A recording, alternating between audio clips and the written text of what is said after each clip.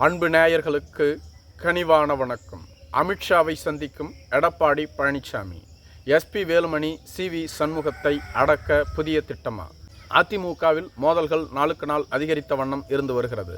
எடப்பாடி பழனிசாமிக்கு எதிராக CV. Shanmugam, Natham Viswanathan, KP. Anbazhagan, SP Velumani போன்றவர்கள் தொடர்ச்சியாக பல்வேறு புகார்களை கூறி வருகிறார்கள். அதற்கு எடப்பாடி பழனிசாமி முறையாக விளக்கம் அளிக்கவில்லை என்றாலும் அக்கட்சியின் கொறடா என்ற முறையில் அக்ரி கிருஷ்ணமூர்த்தி விளக்கம் அளித்து வருகிறார். இருப்பினும் கூட அக்ரி கிருஷ்ணமூர்த்தியின் மீதும் பல்வேறு குற்றச்சாட்டுகளை முன்வைத்து வருகிறார்கள். இதனால் அதிமுகவின் மீதான நன்மதிப்பு குறைவதாகவும் அக்கட்சியினுடைய தொண்டர்கள் புலம்ப தொடங்கி இருக்கிறார்கள். அதிமுக ஏற்கனவே பல்வேறு கூறுகளாக சிதறிவிட்டது. அதிமுகவை காப்பாற்றுவதற்கு ஆள் இல்லாத நிலையில் தற்பொழுது இருக்கக்கூடிய எஞ்சிய ஒரு சில தலைவர்களும் அடித்துக்கொண்டு அதிமுகவை அழிக்க நினைக்கின்றார்கள்.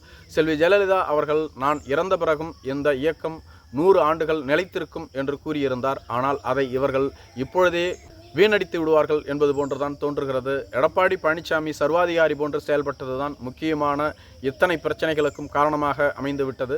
எடப்பாடி பழனிசாமி அப்பொழுதே ஓபிஎஸ்ஐ ஏற்றுக்கொண்டிருக்கலாம். ஓபிஎஸ் போன்ற தலைவர்களுக்கு செல்வாக்கு இல்லை என்று இவர்கள் கூறுவதை ஏற்க முடியாது. தென் தமிழகத்தில் தற்பொழுது அதிமுக படுதோல்வியை சந்தித்திருக்கிறது. முக்கிய தலைவர் என்று காட்டிக்கொண்டு தொடர்ந்து பரப்புரைகளில் ஈடுபட்டு வந்த ஆர்.பி. உதயகுமார், ராஜன் செல்லப்பா, செல்லூர் ராஜு போன்றவர்கள் மதுரையில் வீழ்த்தப்பட்டிருக்கிறார்கள். இனிமேலும் அதிமுக சுதாரித்து கொண்டு நீக்கப்பட்ட அனைவரையும் ஒருங்கிணைக்கவில்லை என்றால் கண்டிப்பாக மீண்டும் அதிமுக என்ற ஒரு கட்சியே இல்லாமல் சென்றுவிடும். எனவே அதிமுகவை கரையேற்ற வேண்டும் என்றால் டிடிவி தினகரன், சசிகலாவையாவது கட்சிக்குள் கொண்டு வர வேண்டும் என எஸ்பி வேலுமணி, சி.வி. சண்முகம் போன்றவர்கள் தொடர்ந்து கூறி வருகிறார்கள். ஆனால் இதனை ஏற்க எடப்பாடி பழனிசாமி மறுத்து வருகிறார்.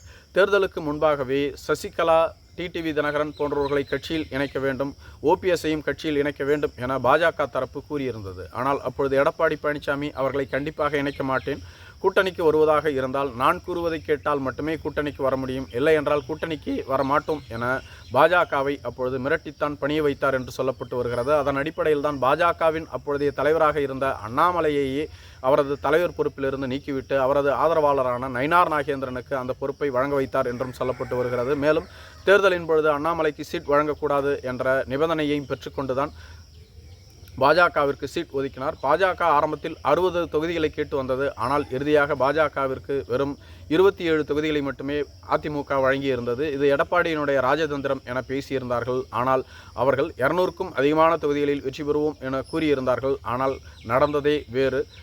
அதிமுக வெறும் 47 இடங்களில் மட்டுமே வெற்றி பெற்றிருந்தது. கூட்டணி கட்சிகளோடு சேர்த்து 53 இடங்களில் வெற்றி பெற்றிருந்தார்கள்.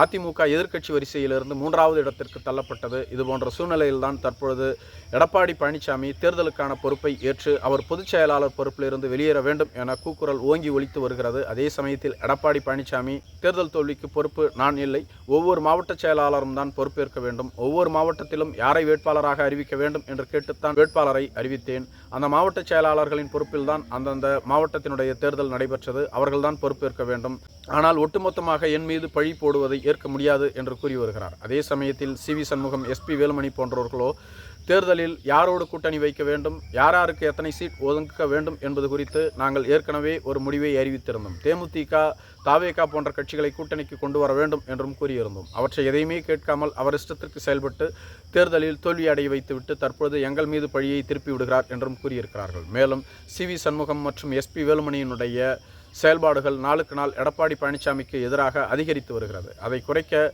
தற்பொழுது அமித்ஷாவை நாடியிருப்பதாக சொல்லப்பட்டு வருகிறது. மிக விரைவில் எடப்பாடி பழனிசாமி அமித்ஷாவை சந்தித்து இவர்களை பற்றி முறையிட உள்ளதாகவும், இவர்களை கட்சியில் தொடர்ந்து ஒருங்கிணைத்து அரவணைத்து செல்ல, மேலும் அவர்கள் கட்சியில் தொடர வேண்டும் என்பதுதான் அவரது விருப்பம் என்றும் சொல்லப்பட்டு வருகிறது. அதே சமயத்தில் எடப்பாடி பழனிசாமியை நீக்கியே தீர்வோம் என இவர்கள் தொடர்ந்து முரண்டு பிடித்து வருகிறார்கள். எனவே இவர்களை அடக்க வேண்டும் என்றால் இனிமேல் நம்மால் முடியாது, பாஜகவைத்தான் நாட வேண்டும் என அமித்ஷாவை நாடியிருப்பதாக சொல்லப்பட்டு வருகிறது. அமித்ஷா இதில் தலையிடுவாரா என்பது கேள்விக்குறிதான். நன்றி.